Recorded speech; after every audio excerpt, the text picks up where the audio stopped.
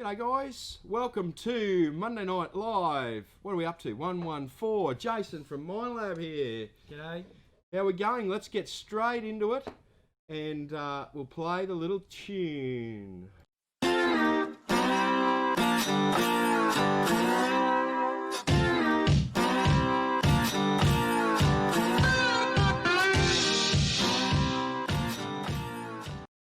G'day guys, well we're all here. Monday Night Live 114, Jason from MindLab. We're giving away a Go Find that's hiding there behind Jason. I'm sure I'm going to call you James at some stage tonight. Probably. Yeah. There's James at MindLab and there's Jason at MindLab, so it confuses the hell out of me. So, g'day guys, Greg's here, Andrew's here, Harry's here. Harry Casey's been getting some nice gold actually. Beautiful. Timmy Breen's here, Nikki Bailey, Mark. Lots and lots, Ross, Scott, Lynn, lots and lots of Josh Lincoln, Chris Jones, Lee Reeves, lots and lots. Big MindLab night tonight. We have got some news. It's not about new machines. We're actually not going to discuss new machines because we don't know anything about them. That's right. But yeah. So yes. So that's what we're doing tonight. Tonight's mug Sasquatch. So we have a mug. So tonight, if you've got any questions, we're going to try and pick them up and answer these questions. We've got a good question. Thank you, Vanessa. We've got a good question there previously about what was it about SDC, which we'll get to in a minute. But we'll start off with we'll find that question here wherever it is. It's gone missing, as it always does. So, is that it there? That's it there. See, there's another good question. 600. Yes, we'll get to that one. So, but tonight's prize, Go Find 22. All you need to do is comment and share. 230 already here, so welcome to the house if you're just new. So, before we get into machines, Jason, who are you? How'd you end up at MindLab? What do you do there? Tell me a story. Yeah, well, I guess way back in the beginning, I basically left high school and always interested in electronics. And then I basically did my first year of trade rather than doing year 12. Yep. After that, I got my job as an electronics assembler at Codan. Yep. Did that for a few years, and then I worked on to my trade as an electronics tech. And I did that for a few more years, specialised in satellite communication gear. Oh, and, I might have some other questions about that. And then I started doing bits and pieces in the MindLab service department. So I did that for about a year, and then this job popped up for Australia and New Zealand as the technical rep. So here I am. I've been here for the last 3.5, almost 4 years. So that's you. And what sort of do you do detecting in your spare time? You would, wouldn't you? Oh yeah, 100%. Yeah. Well, and what machine you got? That's a good well, question for everyone. all of them. All of them. What's your go-to then? So everyone's got their favourites. They do. Yeah. And with me, it depends on what I'm doing. Yep. So generally, my go-to coin and relic detector is the Equinox, either 600 or 800. I'm not too fussed on either, but it depends what I'm hunting too. I do like the ability in the 800 of having your tone break adjustment, so I can set up particular coins for getting particular tones in a certain breakpoint area. Yep. Go-to for gold prospecting. If I'm in an area where there's lots of small gold, SDC 2300. Yep. If there's bigger pieces, the GPZ is my go-to. Yep. But yeah, I do use all the detectors. Yep. The latest one that's pretty fantastic, particular for newer users, the Vanquish series for coin and relic. Yep. Their performance in them is amazing, and they're very easy to use. Yeah. So Nikki's got some strange questions here. She can't hear you as loud as what she can hear me, but I've got to try me to yell a bit more. Yeah. I'm tend to be a bit rowdy, so yeah, that explains that. But Nikki asked a question here. I'm looking for a doctor. for my kids. I don't think that we cover that, but I think she's meaning a detector for the kids. Ah, yes, right. But not a doctor. We can't help you with the doctor, Nikki, but we can probably help you with a detector. Yep. Between the two of us, we can work it out. So, yeah. So 800 questions here. Someone saying he won a detector from a fake gold diggers account. Yes, let's talk about the fake gold diggers account. There is a lot of them going around. Very, very hard to stop. We're doing our best to stop them, but you will get a message from me, probably on my personal account if you've won a machine. So if you don't hear from me, that's probably a fake account. And don't give anyone your credit card on Facebook. Whatever you do, don't do it. I know most people say you wouldn't do that, but yeah. So right. So what do you actually do at MindLab? So you're a technician. Yep, by trade. Yep. So my role is the technical sales rep for Australia, New Zealand, Japan, and South Korea. I do all sorts of bits and pieces. The majority of it is more or less after sales support. So, email inquiries, phone calls. When we ring up and go, how the hell does this work? Yeah. We talk to you. You talk to me, that's right, yeah.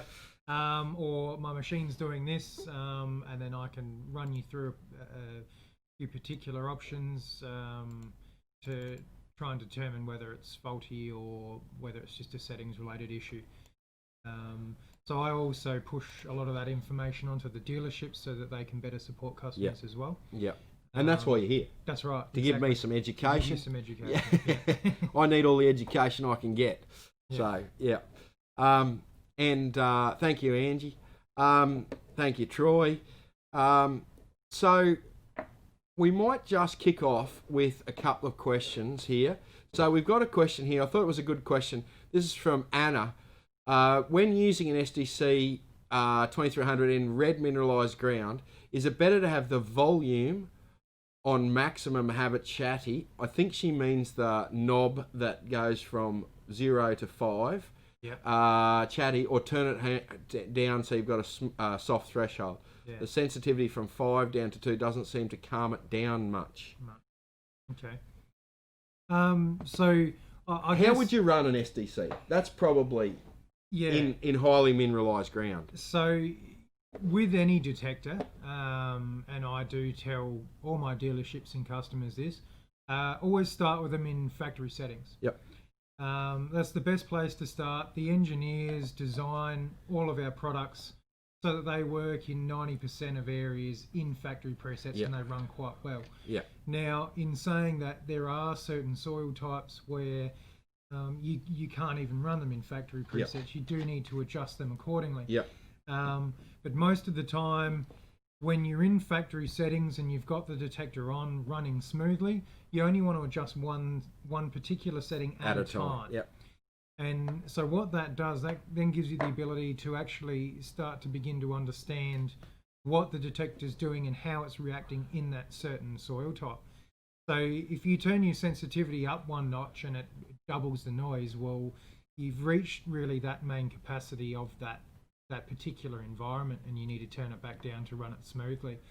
There are certain soil types that are just horrible and you can't work through them.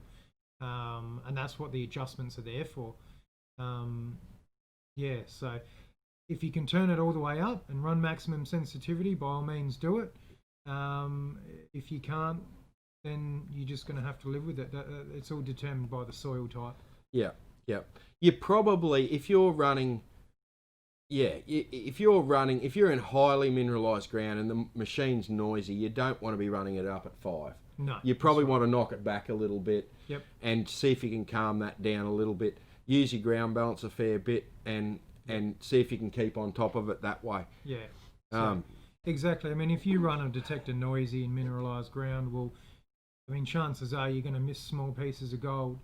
Your threshold's there and it's ran smooth so that when you do get those whisper quiet targets that are just your little hello, well, you get that, but if you've got your noise or your sensitivity up and the noise is way up there, you're just not going to hear it. Yeah, yeah. Because a lot of people think about threshold the wrong way too, because that can mask those little noises as well.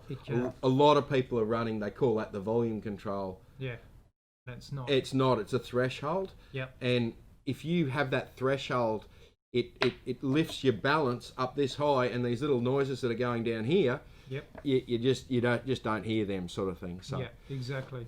So when you adjust your threshold, you want to have it. So I mean, one way to sort of understand it and listen for it a little bit better, turn the threshold down until you can't hear anything, and the detector won't make any background noise, because the soil itself in the ground has a noise floor, let's call it. So when you turn your threshold up and you start hearing little blips, you might get a beep, beep, beep. The actual ground is going to have little lumps of noise like this. And as you turn your threshold up, you're going to start to hear a few of those lumps. You want to have it just above that so that it's constant under those little noise levels in the actual ground. But then when you do get a little target, you still do get that response.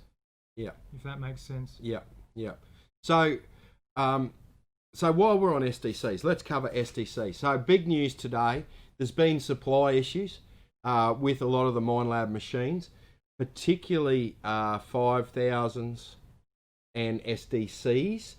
So we'll get to the 5000s in a little bit. But there's major problems with the supply issues on the SDCs with the lithium batteries in them. So they're a big giant problem.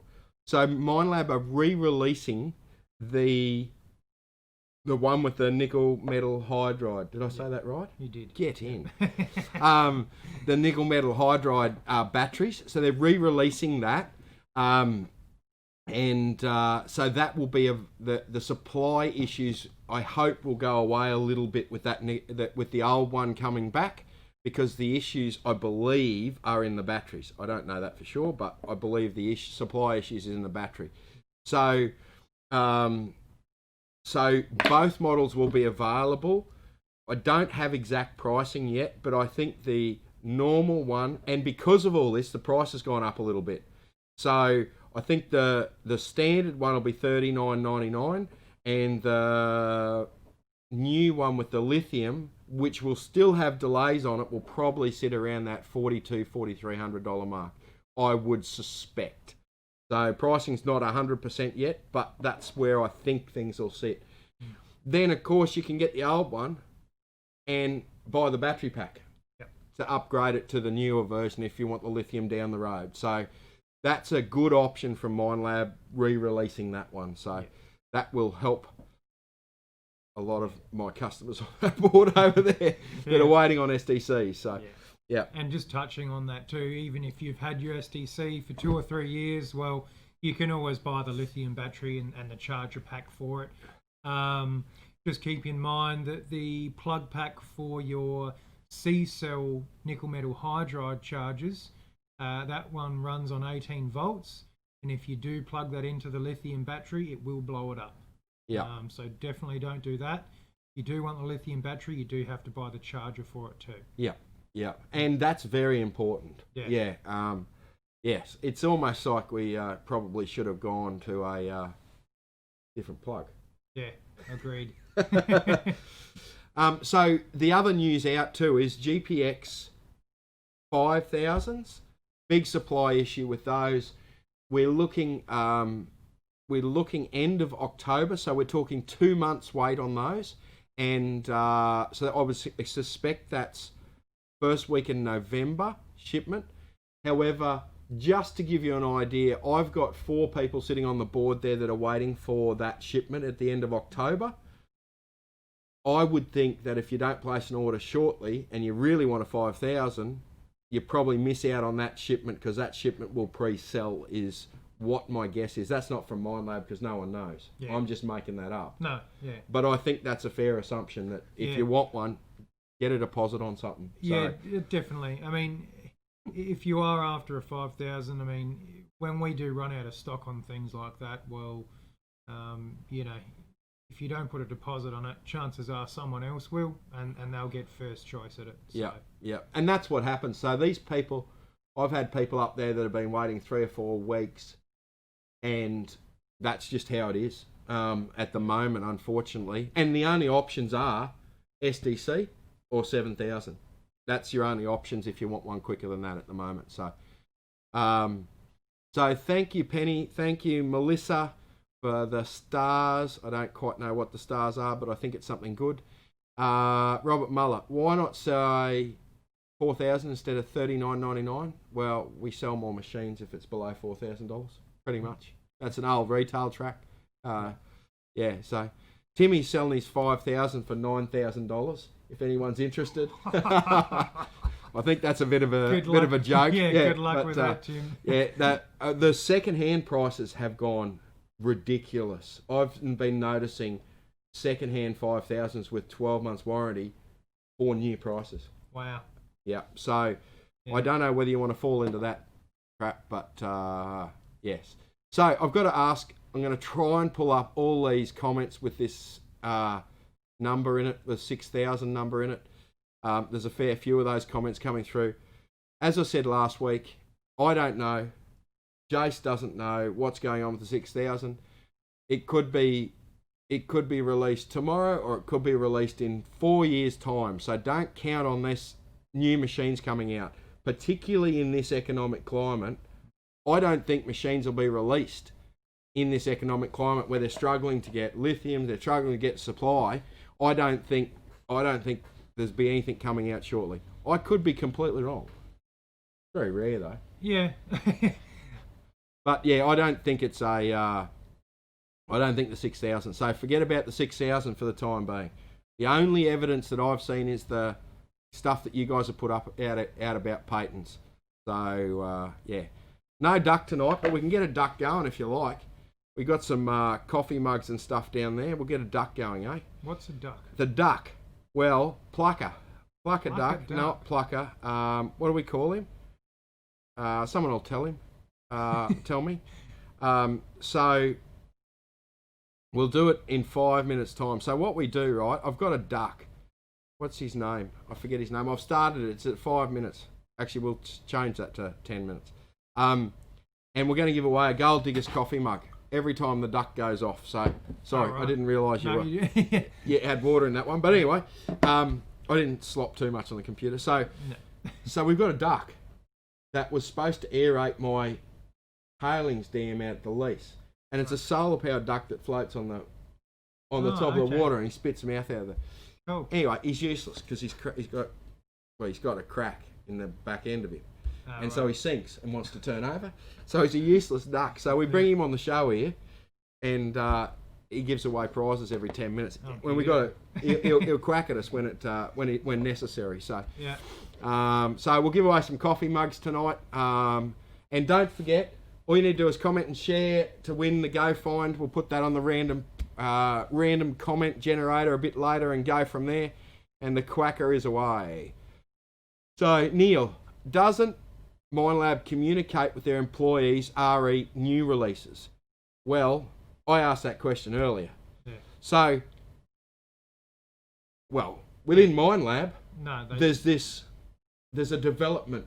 What's it called? Right. We have an engineering team. And they release little to no information to us in sales or marketing or anything like that, basically until a product's ready for release. So a lot of the time we don't hear about it until you guys do. Yeah. So it's a secret squirrel.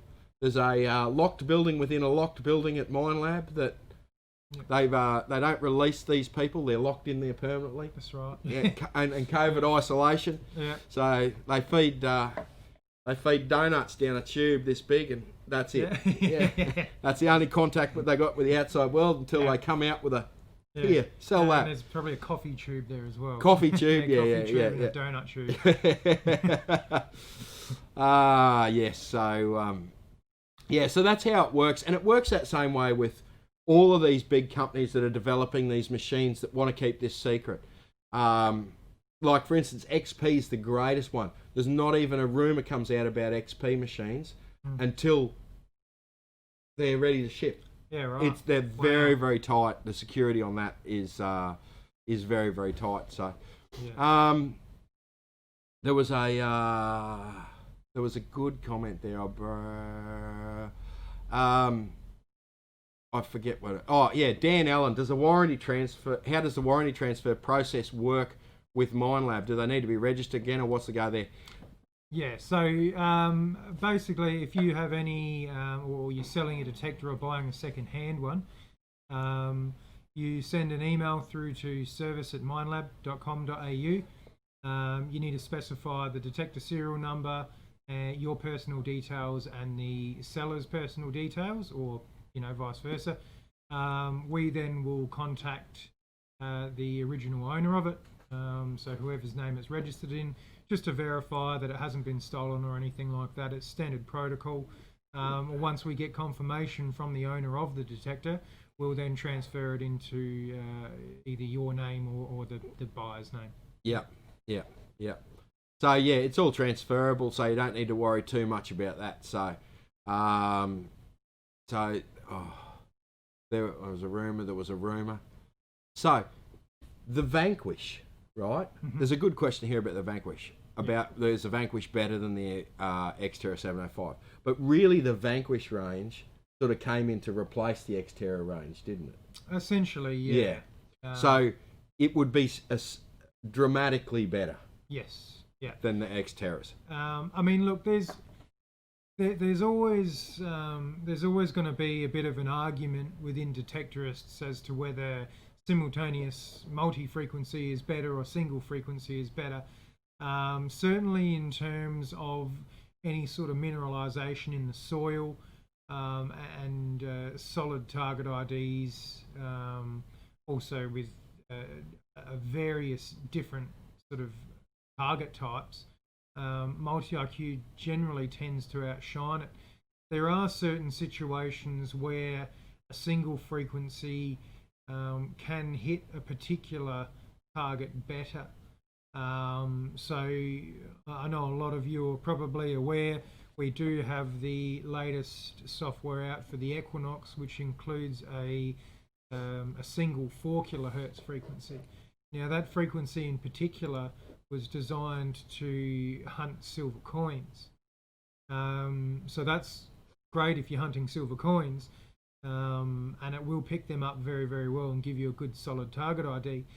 But you may miss certain other coins that are not quite as conductive as silver is, which you would be more likely to pick up in your multi-frequency. Yeah. Like that low frequency is good on those big, deep silvers. Yeah. And I know a couple of people here that do old houses, and they don't want to hear the rubbish. They're not worried about the rubbish. They just want to hit the big, deep silvers sort of thing. So that's a perfect example of that sort of thing. So, yes, Sue asked about counterfeit machines. Yes, there is some counterfeit machines kicking around. So your best bet is to buy off a dealer, certified MindLab dealer. Yep. And if you are unsure as to where our dealers are or contacts or anything like that, you can find that information on the MindLab website, www.mindlab.com. Yep. In the top right-hand corner, it says where to buy. You click that, put your state in or your location, it'll come up with a list, or you can click on the map view and that list should really only be one store long, really, shouldn't it? I think Gold Digger should be at the top of that list, shouldn't it? Yes. Anyway,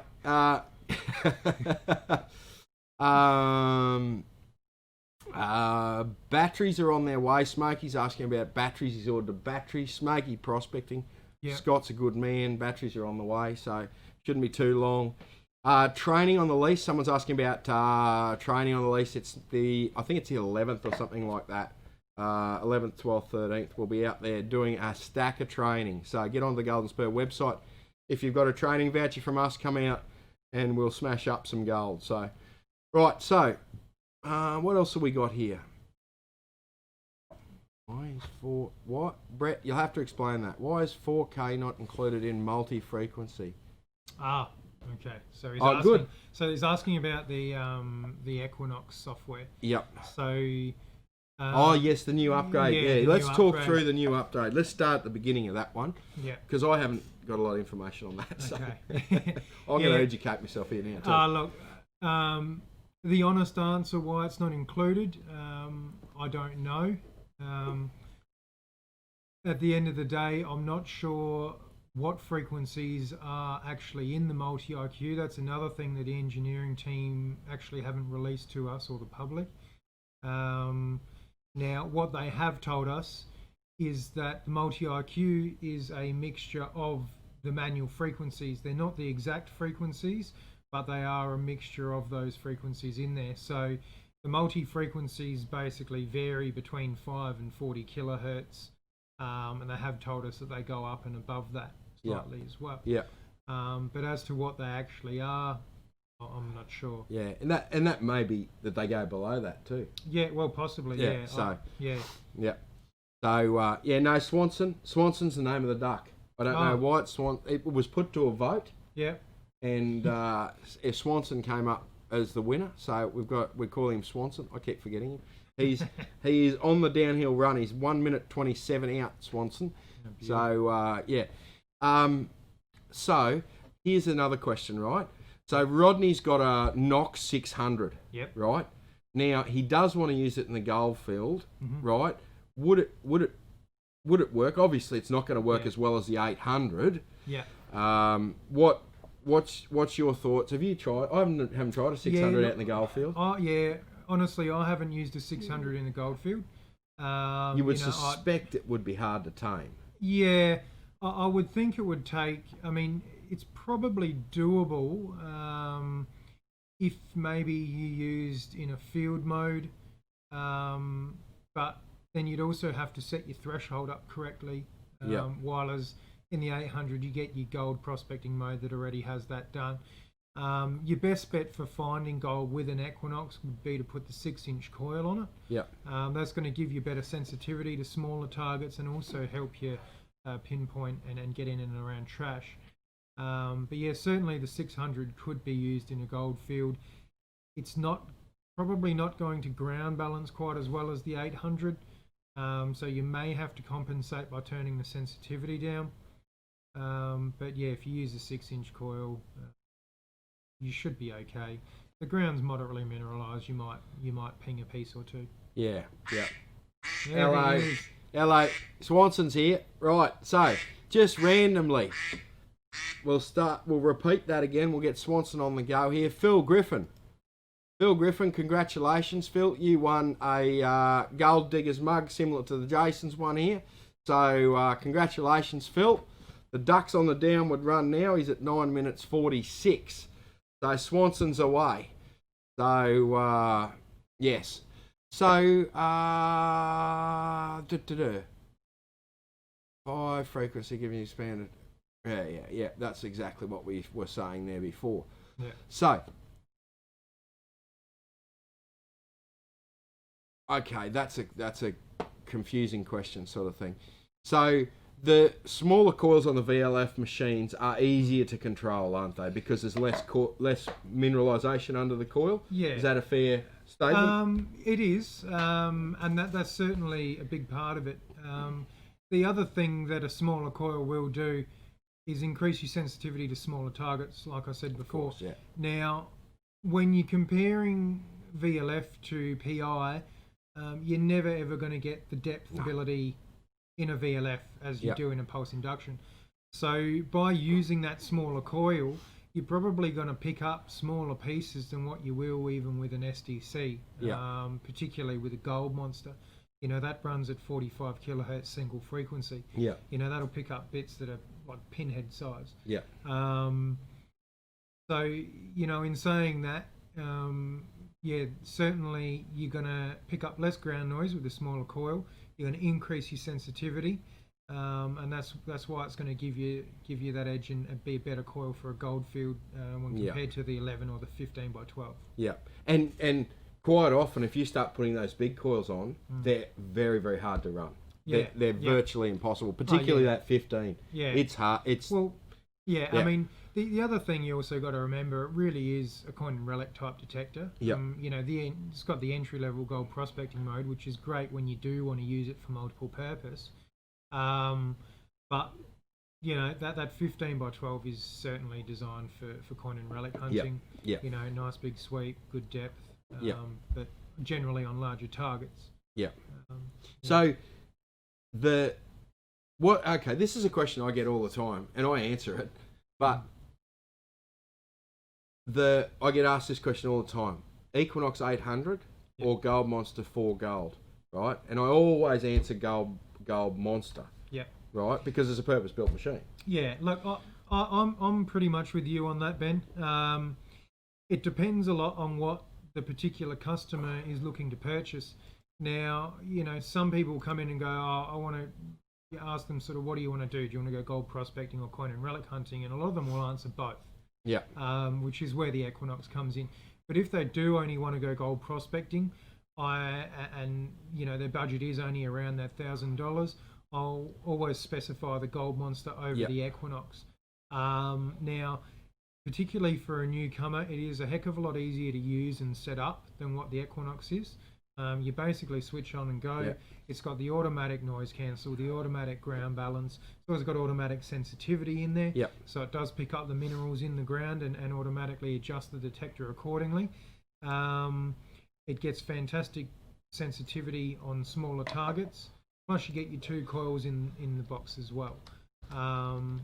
So certainly Gold Monster over Equinox for gold prospecting if that's all they're going to do. Yeah. The beauty of the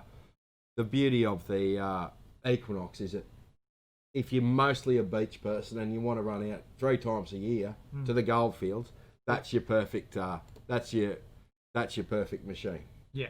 When you're 100%. smashing beaches and parks and that sort of thing. Yeah. And then you want to run out a few times a year to hit the gold with the boys. Yep. The Equinox is the perfect machine for you. So. Yeah, 100%. Yeah.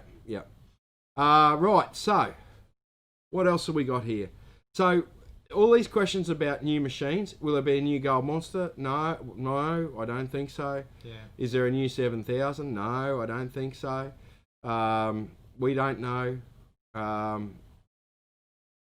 So Sue found a 0.09 gram bit on the lease during training.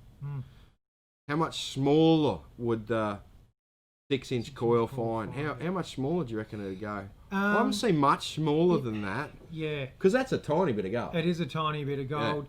Yeah. I mean, look, it's also going to depend on the gold itself. How sort of pure it is, how dense it is. If it's a very long, flat, thin piece of gold that weighs 0.09 of a gram, and if it's a small, flat, thin piece and it's sitting vertically, well, the detector's probably not going to see it. But, if it's a 0.06 or a 0.07 and it's a round, solid nugget and it's on the surface, well, you've probably got a good chance of getting a bit of a whisper out of it. Yeah. So it does depend on the size of the target. It does depend how deep it is. It also depends on the mineralisation of the soil. So if you've got moderately mineralised soil, well, then you can turn your sensitivity up and you're more than likely going to hear those smaller pieces a bit better. Yeah. And quite often, if you're working in the bedrock in the bottom of creeks and that sort of thing, sometimes there's less mineralisation because the mineralisation's actually in the clay and the up high sort of thing. Yeah. And then you can crank it up there a little bit too in those sort of situations. So. Yeah. Right, here's a curveball for you, Jace. Oh yeah, here we go. Gem Q, right? Guy from Gem Q. He's a big YouTuber. What's Jason's favourite aftermarket add-on? Do you use any aftermarket stuff? Oh, look, I've got a couple. So they're actually from E. Day and Son. Are they? Yeah. Jeez, that's a swear word in here. Bloody hell. Yeah, so they good do guys their at own, E. Day. They are, yeah, great guys. They do their own 3D plastic printing. So they've actually got a little clip-on Profine holder that sits on the bottom of the Equinox shaft, and you snap your Profine 35 into it, and it's just an easy place to keep it while you're detecting, rather than having to use your pocket or if you don't have a fines pouch or anything to stick it in. Good easy place to have it. The other one they do is like a little horn which clips onto the side of the SDC speaker, and so rather than pointing the sound outwards, it sort of faces it up more towards your face. If you don't like using headphones, that's a great alternative to just using the speaker as standard. They're probably my 2 favourite. Okay, so here's a technical question. This will test you. Mm-hmm. So Tim asked, does audio boost, quiet menu, etc. function differently to adjusting the stabilizer and target volume for the same result? Yeah. Audio boost, quiet. Menu, etc. function differently to. Yeah, I mean, look, they are different settings and they do adjust different parameters of the detector. So your audio boost and your quiet is more or less just adjusting the actual audio parameters of the detector. The stabilizer is actually adjusting certain parts of the signal, and the target volume is as well. So if you have those target volume and your stabilizers set wrong, you can actually induce noise into your detector, while as your audio boost menus are more or less just adjusting that audio part of the detector. Right, I hope that that sorts it out. So, yes, so I'm getting messages everywhere here. I don't know. There's a few 6,000 questions. I'm getting messages here on my phone. Oh God. So, 1 minute 22 for the look, yeah, crazy guys. This 6,000's not released. Forget about the 6,000. It's not released. I don't know when it's releasing. It could be 4 years away. So there's no point with the 6,000. So, right. Okay, here's another one. How do the coils react with the position of a target? Where is there a standard place that the target is strongest on each of the coils? Yeah, so that's a bit of a tricky question, and that's going to depend on what detector you have and what type of coil you're using as well. So your double Ds will always give you the strongest signal right in the center where the two coils meet, and then your mono loops are going to give you a stronger signal generally at the front of the coil, just behind the start of the first winding. Yeah. Yeah. So, yeah. So that sort of answers that sort of thing. I do the X marks the spot thing. So if there's a target here, I walk up to it that way, get a signal there, put a line in the ground, and coming this way, walk up to it that way, X marks the X marks the spot. Yeah, so that's exactly how I do it yeah, too. Yeah. Righto. The quacker's back. We'll repeat that. So let me just grab one here. Melissa McCoy, congratulations. You won a Gold Diggers mug. So well done. So, yes, well done. Now, a few questions about waterproof machines on Knox and SDC. Mm-hmm. How reliable are they? There is a bit of a, particularly with the Knox, Yep. a few floating around on that people blast everywhere on Facebook about them leaking. Yeah. So is there a way we can prevent that? Is there an improvement? Yeah, look, there's not really a way that anyone can prevent it. I mean, all the product that comes in that has leaked does go straight to our engineering department, regardless of detector make or model. Now, they look into all of that as to why it leaked, how it was caused, and if anything needs to be put in place for the production team to prevent it. I've taken my personal Equinox out in surf on a number of occasions, and I haven't had any issues with it. I've only really done underwater use on the SDC with the coil. I haven't dunked the actual control box while I've been using it. But, you know, I've opened these up and repaired them. All the seals and stuff you see in there, they are waterproof to 3 meters. And I've not really heard of anyone getting an SDC leaking. Yeah, I haven't heard of an SDC leak either. So, yeah. And is there any sort of maintenance things that people should, if they're using their machine in the water a lot, like cleaning, that sort of thing? So certainly when you are using it, particularly in salt water, it's always a good idea to give it a thorough cleaning after every use. And particularly in and around the shafts on the 800 where you clip them in, if you've got a bit of CRC, just spray the metallic components. That'll stop them from from any sort of corrosive happening there. Sort of prevent that. Make sure you wash them down with fresh water. Take your skid plate off. Clean all the coil out. That's always gonna help prevent any damage. Yeah. But there's not really anything else No. you can do as a user, No, sort of thing. not. So No. yeah. Ben takes his detector in the shower with him. Oh, fantastic. Yes. Saving water, Ben. Love your work, mate. Love your work. So, and that goes for all machines, doesn't it? Like, keeping them clean is the, you know. And to be honest with you, I'm not probably that good at that. No. My 7 gets a bit of a hammering. Yes. Yeah. So, a lot of them do. Yeah. And it's remarkable how well it's held up, really. But yeah. So, clean your coil covers out, all that sort of thing. Skid plates are recommended, Ian, Sue-Ann Stewart, because they protect your coil. Yes. So whack them on, leave them on, and when they wear through, change them over. Yeah. So David asks, what's the process for replacing the Knox battery? It's a replaceable part, isn't it? It's a Minelab replaceable part. So, I mean, we are always going to prefer that we get them in-house to replace. That's just to ensure the waterproofness of the detector. So once we replace the battery, we'll pressure test it and make sure that it's all Mickey Mouse ready to go. You know, that sort of thing where you kind of have to open it up to do that. Yeah, we're always going to prefer that we do it. Yeah. Absolutely. So, Gem Q makes a good point. Hot cars. They don't like hot cars that much. Anything electronic doesn't like hot cars. Yeah.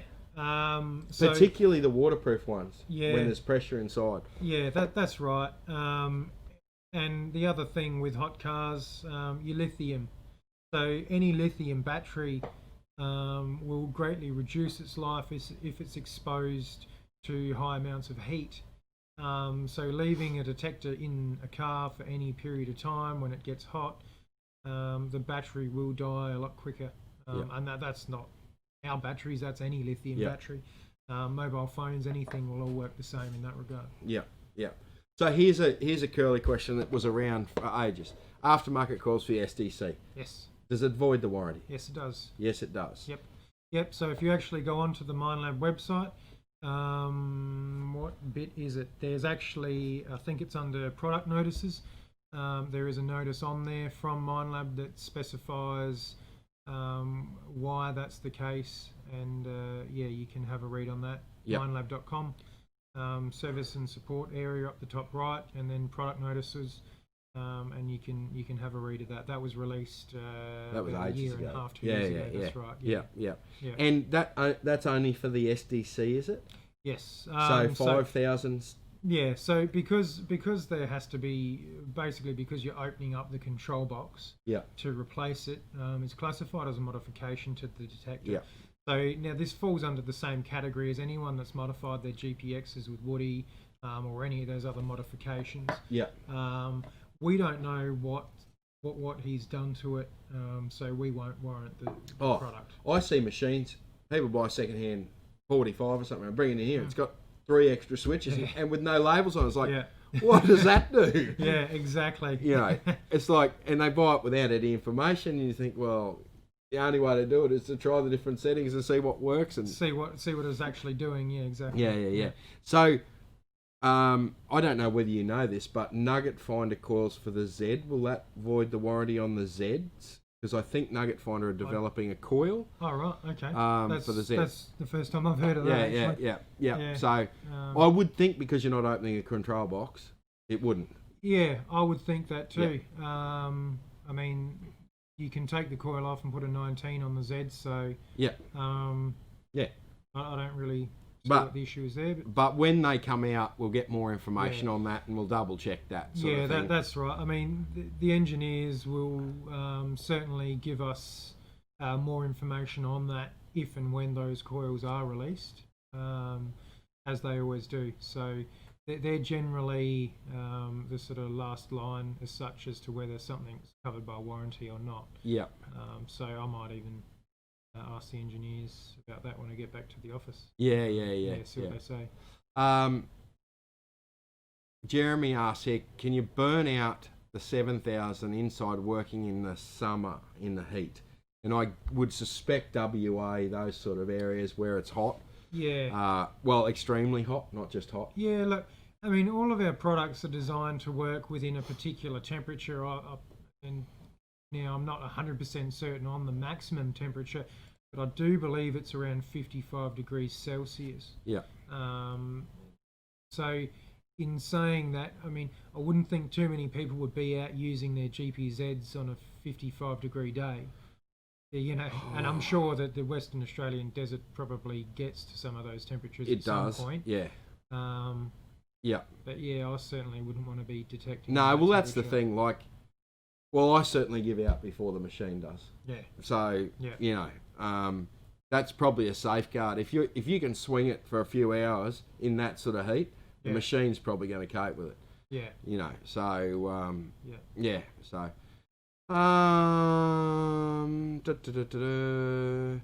Right. So let's just remind everyone, because we're only about 10 minutes or so out from the end of this show.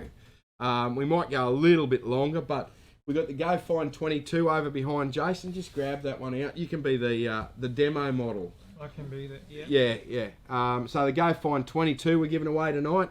So all you got to do is make a comment and share the post, and we'll do that in a...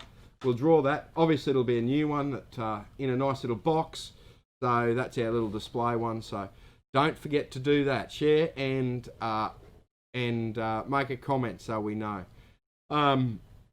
Yes. So okay. Here's a good question, Benjamin Long. Right. I think he means how much difference does hot ground make to cold ground? I think he's making temperature. Let's talk temperature of ground. Yeah. So I guess that also depends on whether the cold ground has moisture in it. Let's talk about moisture as well. Yeah. Let's get into it. So anytime you're in mineralised soil and it does have moisture in it, it basically will amplify the effects of that ground. So, and that's why any beach goers out there... Oh, hang on, we'll pause him. Yeah. We'll pause him. Swanson. Yep, Swanson has caught us. Yep. Yep.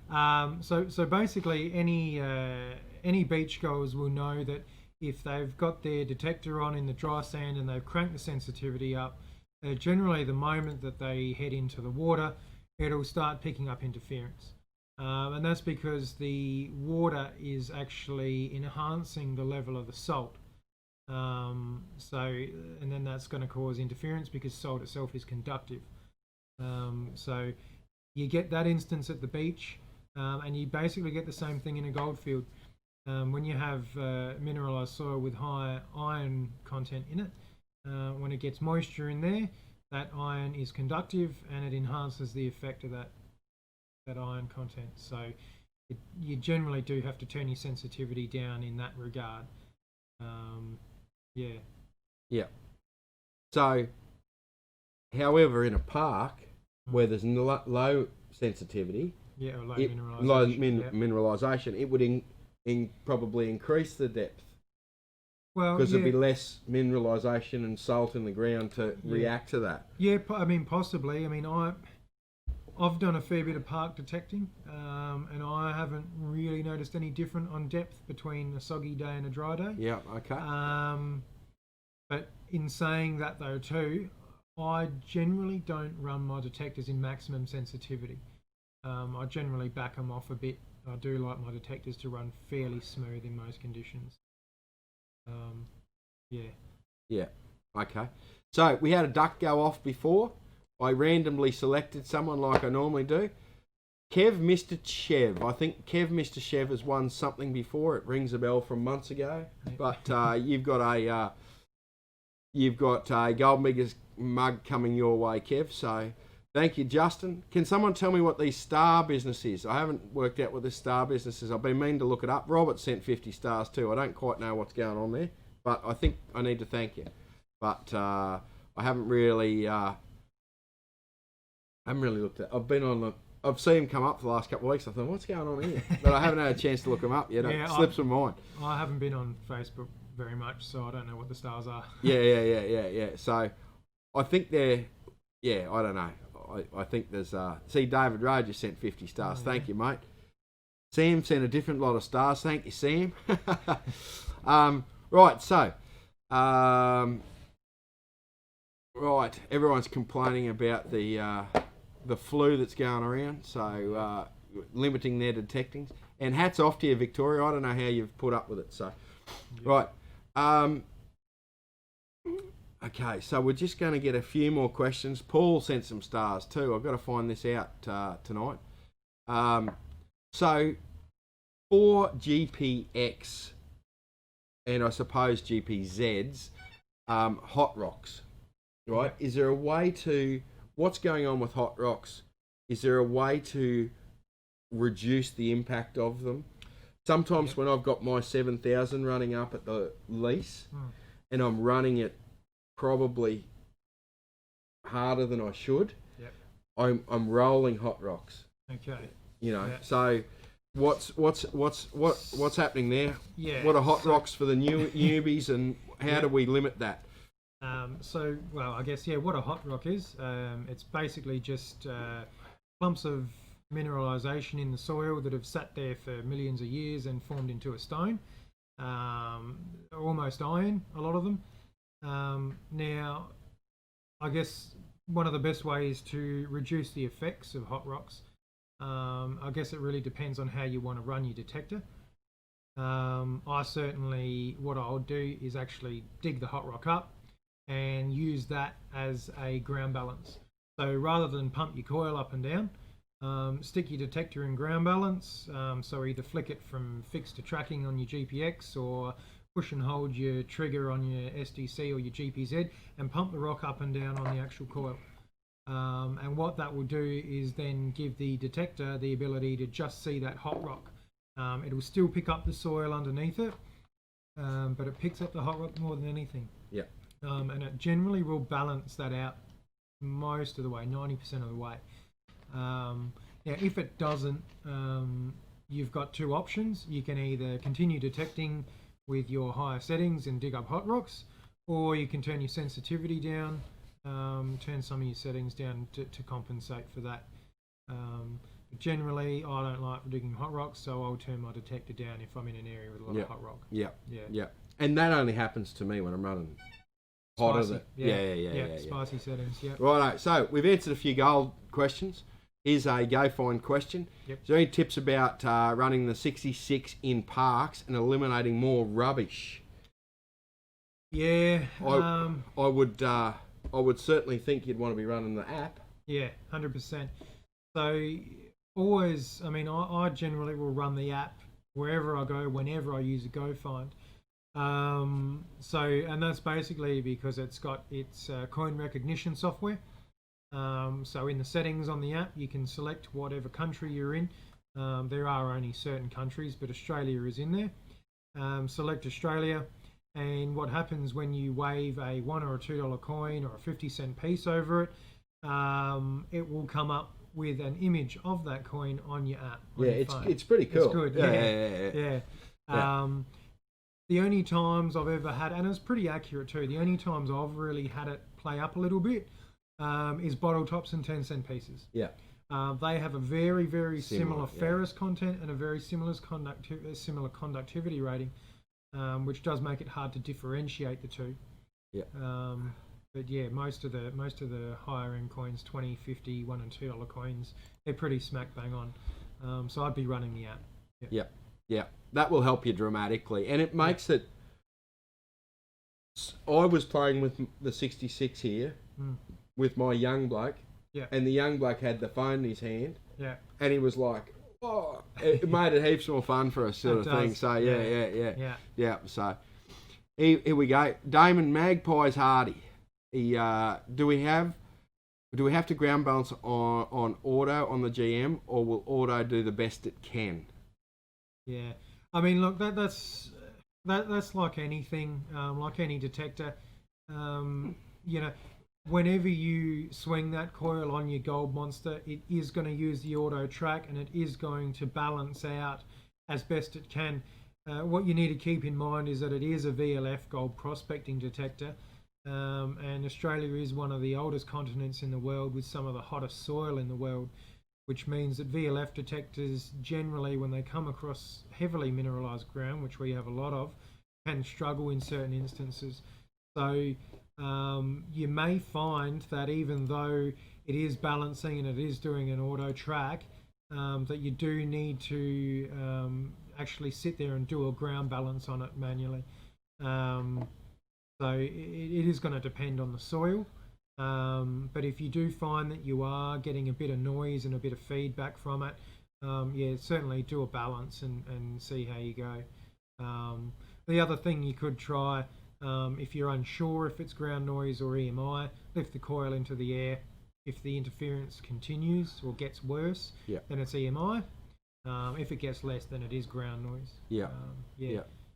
If you can't balance it out, then you're going to have to turn the sensitivity down to compensate or put up with the noise. So here's another question. Is the 2244-66 more stable than what the 2040-60 was? They're an improvement. So there were some minor improvements to the 22, 44 and 66 in regards of performance. A lot of people generally wouldn't notice them. The main differences between those two models are actually the thickness of the plastics. So the 22, 44 and 66s use much thicker plastic throughout the actual shaft area and particularly in the armrest. The other thing that they've got is the buttons to close. So in the previous models, you used to have to push and hold your buttons to lift your handle up and push and hold them to put it down. On the later models, you can just lift it up and click it into place. Yeah. So not a huge difference between them, sort of thing. They're not. Yes. So we're on the downhill run here. 30 seconds for the duck. The duck's on its way through again. But right after the duck, we'll see if we can get one more question in before. Well, we might get in before the duck, but we'll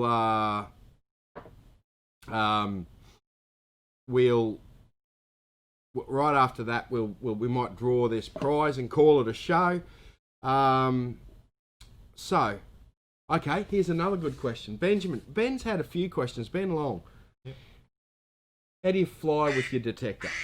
Right, but before we do that, we'll just stop the duck there. We'll pick. Actually, Ben's had some good questions. Ben, congratulations, you win a mug, mate, tonight. So we'll do it like that. I don't know where Ben went, but we'll get hold of you, Ben. So, what's the best way to fly with a machine? So, I do travel a lot for work. Well, pre-COVID, I travelled all the time, and I took detectors everywhere. All over the world, international, interstate. I generally will put them in my checked luggage, so long as they don't have a battery in them. So I'll take all the batteries out, and what I find the best way is to sort of get through all of your security points and stuff like that without too many hassles. Get some electrical tape, tape up all the terminals of the batteries, and then you put them in your hand luggage. They can be a little bit funny with batteries sometimes, but if they're taped up with tape, or they can't, there's no way they can short out to potentially cause a fire, they're normally pretty happy with that. So in regards to the Equinox or something with an internal lithium battery, what I'd do, if you get a hex driver, take the control pod off of the shaft, take the control pod in your carry-on luggage, and put the rest of the detector in your checked luggage.